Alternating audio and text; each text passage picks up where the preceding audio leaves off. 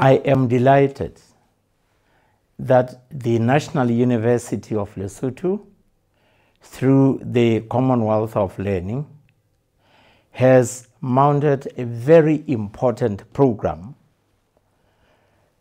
on mental health.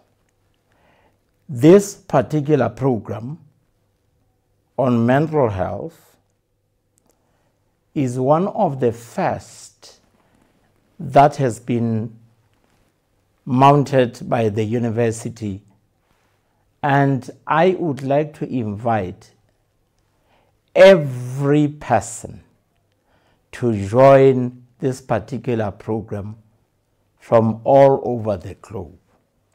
And I thank you very much for your attention.